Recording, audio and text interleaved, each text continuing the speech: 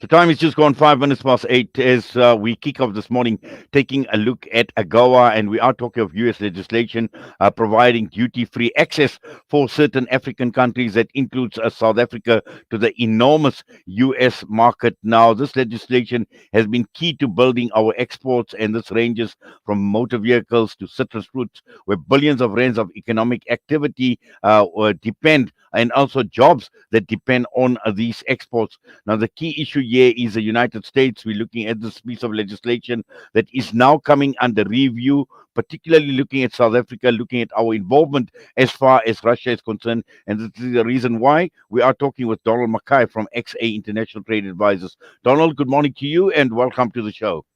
Good morning.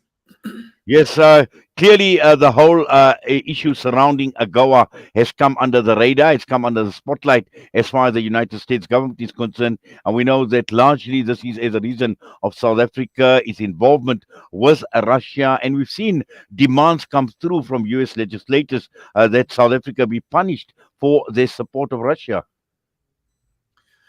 Yeah, I mean, that is quite alarming. We don't, of course, know exactly what will happen, but I think the US's most obvious step, if they do decide to take an action against South Africa, would be to suspend some or all of South Africa's benefits under AGOA, which certainly would be harmful. Yes. To what extent, Donald, is South Africa benefiting from AGOA? Yeah, so we export about 188 billion rand to the US. Of that, about 62 billion is under AGOA. But the benefit, in other words, the size of the duty reduction when those goods land in the US is about 1.9 billion rand a year. Most of that benefit concentrates in a very small number of companies. So it'll be very bad for a small number of companies. So automotive, for example, would be hit quite hard.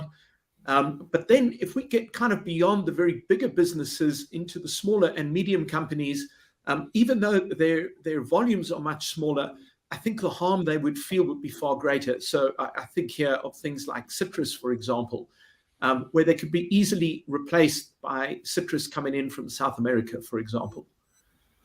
Yes, and this was my question going to be, is in the absence of South African exports to the United States of America, does the United States have options? Yes. So the United States is really not dependent on South Africa for almost anything at all. And on products that are fairly easily interchangeable, like citrus, absolutely. The only agricultural product where we're a really significant supplier would be macadamia nuts. Where they would appear to have some issue finding another supplier of an equivalent quality and volume. But for the most part, the US could shift their trade to elsewhere with little consequence. Now, looking at the consequences for South Africa, clearly it will impact on us from an economic perspective because, South Africa, the economy as we stand right now, and to a large extent, we are reliant on every little bit that we can export. And just looking at the impact this is likely to have on South Africa, particularly looking at it even from an employment perspective, because we know what the job market is doing at this point in time. Unemployment is at an all-time high, and just how negatively is this likely to impact on us in South Africa? Yeah, I mean, we really can't afford to keep getting these things wrong. So, after the grey listing, we've had our South African debt downgraded to junk status a couple of years ago. All of these things cumulatively start to take a really significant toll on the economy. And I think we can simply not afford to have yet one more kind of just misstep that costs us a couple of billion rand again. And absolutely, jobs would be lost. Again, particularly in the agricultural sector, where workers are more vulnerable than in many others, there would be some pain. I don't know how many jobs would be lost, but it'd be hard to think that there would be no job consequences. Donald, you mentioned that America has options apart from the macadamia nuts, obviously, that you are talking about. But South Africa, do we have options as an alternative to the exports to the United States of America? Yeah, we do for some products more than others. So, if we just kind of go back to the macadamia nut example, it's an enormous portion of our exports as well, which means let's assume the US said, look, we're not interested, we take the duties away. It'd be very hard to place that much volume elsewhere. So just to give a sense of how the relationship looks, we export about 9% of everything we export to the US. That 9% accounts for about 0.3% of the US's imports. And that imbalance puts the US in a very powerful position. 0.3% can be replaced for the most part from just about anywhere. And that is the lever that the US is using at the moment. Yes. Now, we are looking at two issues here. On the one side, we've got business in South Africa. On the other side, you've got government. And we're looking at, the issue here is with regard to the diplomats, because this has become somewhat of a political issue that has arisen. And to try and convince the Americans otherwise, as far as this review is concerned, what is it going to take? I mean, I know business is concerned, but does a lot lie in the hands of government? Yeah, unfortunately it does, because our foreign policy is pretty much the sole domain of government. I think the bigger problem is we need to also separate the government out from the ruling party. And I think what we're dealing with here is a blurring of those lines. In other words, we're really confronted with an ANC perspective much more than we're confronted with a government perspective. And I think it's important here for the ruling party to kind of recognize that they are running government, but they are not government. And that blurring of the lines, I think, is what is creating the problem.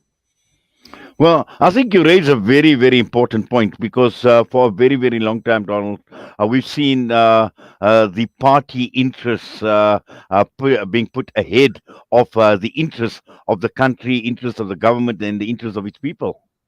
Yeah, no, I agree. Yes. Now, just looking at this review, just in your analysis, I mean, what would you expect to come out of this review? Yeah, so I'm hoping, to be honest with you, absolutely nothing, and that things just kind of go quiet. We simply don't know at the moment. So things are very tense between South Africa and the US, and I think neither side has dealt with this in the ideal way. But we simply don't know right now. And I am concerned that we could be placed into an out of cycle review, which the US can do at their own discretion. And this would essentially say, we have some concerns. We're thinking of suspending some of South Africa's benefits or all of their benefits. There's a 60-day period for us to then comment, and as well as the American public, before the US Congress then takes a decision. That is definitely a possible outcome, but I'm hoping it doesn't come to that. And perhaps our president, with the ministers that have been traveling to and fro, can do something. I think at this point, it's probably a little bit too late for business to step in and do anything on such short notice with this particular hearing. But yeah, I hope that all of the efforts will bear fruit. But Donald, again, coming to South Africa, and central to all of this is our position and South Africa's position as far as Russia is concerned, the relationship between South Africa and Russia. And to a large extent, we are also reliant, as much as we are reliant on America, on exports to the United States of America, our trade ties with the United States of America. To a large extent, we're also reliant on countries like Russia. And more importantly, because of BRICS, South Africa is a member of BRICS together with Russia. We know the BRICS summit is due to take place in August. So, this somewhat leaves South Africa caught between a rock and a hard place. No, I don't think so, actually. And first, let's just deal with the issue of Russia. Russia accounts for less than 0.5% of our trade. And there's pretty much nothing we trade with Russia which we couldn't trade with another country. I'm not saying we'd want to lose it, but just to say it's trivial. Our trade with BRICS is really a question of trade between China and India. India certainly has taken a more clearly nuanced and I'd argue neutral stance. China will not alter its trading relationship with South Africa. It needs the minerals that we send to them. And that's all there is to it. So BRICS as a unit is not the equivalent of AGOA. AGOA is a piece of legislation that gives South Africa and the rest of Africa quantifiable benefits. BRICS is more akin to something like G7. It's a talk shop. There are no underpinning agreements. There are no obligations. And I'm inclined to think only Russia would care about our stance within BRICS. I doubt the rest of the BRICS countries would feel particularly strongly one way or the other. Well, that's quite an interesting observation and analysis from your side, because I think, contrary to what many would actually think, and looking at South Africa and looking at our position as far as BRICS is concerned, and you compared that, for instance, to the G7, and I'm not too sure how much G7, who is a talk shop as well, in terms of how that would actually benefit not only South Africa but many other countries around the world, Donald. Yeah, I mean, my comparison to G7 is simply to say that it's a group of companies who choose to do some work together. To date, there's been absolutely no measurable benefit that has come out of South Africa's membership of BRICS, other than some of the loans that we've taken out of the BRICS New Development Bank. Aside from that, there would appear to be absolutely nothing that has flowed out of BRICS. I'm not saying nothing could ever happen, but BRICS has been around for quite a number of years, and to date, it's very hard to see what BRICS has done to benefit South Africa's economy. Yes. Just finally, Donald, what should South African lawmakers do? What should the South African government do to convince U.S. lawmakers otherwise on their position on AGOA?